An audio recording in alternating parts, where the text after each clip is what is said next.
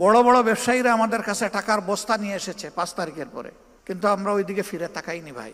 এবার যাদের bank balance আছে ওখানে হাত দিতে হবে। এটা আপনার না, এটা আল্লাহ তাআলার। ওখান থেকে আগে কত বিনিয়োগ করবেন তাড়াতাড়ি সিদ্ধান্ত নেন।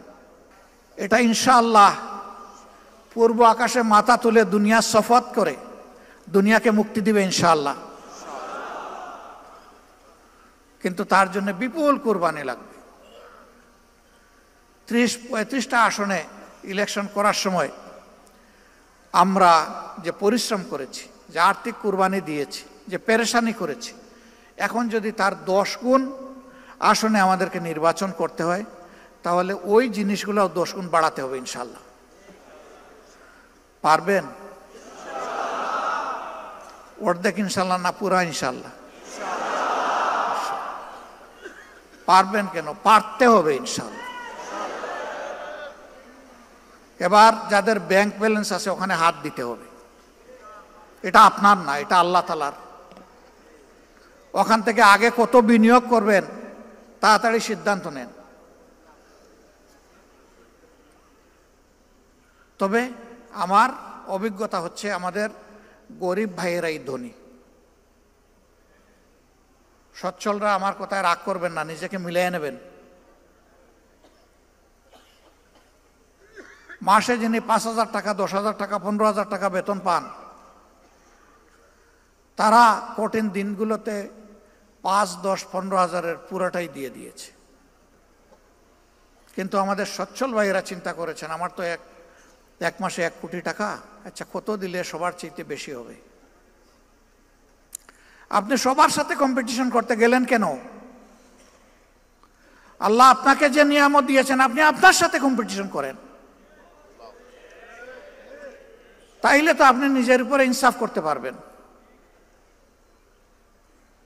বড় বড় ব্যবসায়ীরা আমাদের কাছে টাকার বস্তা নিয়ে এসেছে 5 তারিখের পরে।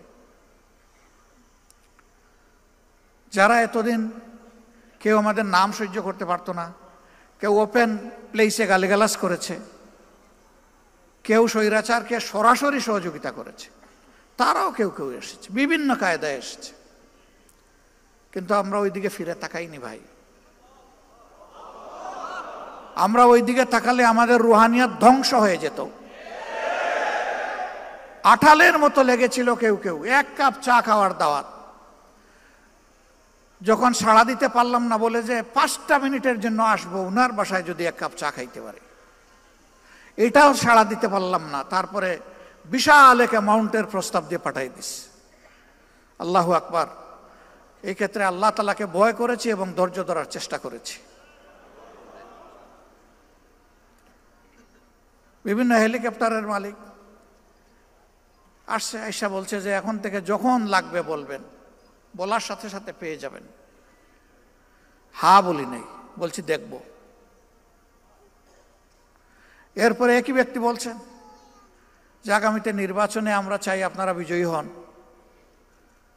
ইনশাআল্লাহ আল্লাহ তৌফিক দিয়েছেন, বড় হাতেই দিব, শুধু আপনারা বললেই পেয়ে যাবেন। তাতেও হ্যাঁ বলি নাই, বলছি দেখব। এইরকম যারাই অফার দিয়েছেন নিজেদের জ্ঞান বুদ্ধি অনুযায়ী প্রথমে তাদের ব্লাড সুগার দেখেছি যে সুগার ঠিক আছে কিনা, এরপরে আল্ট্রাসাউন্ড করেছি যে ভিতরের পার্টসগুলো ঠিক আছে কিনা, সন্দেহ হলে সিটি স্ক্যান করা হয়েছে, এনজিওগ্রাম, এবং শেষ পর্যন্ত MRI করে যখন নিশ্চিত হয়েছি বেজাল, তখন বলেছি কালু সালামা।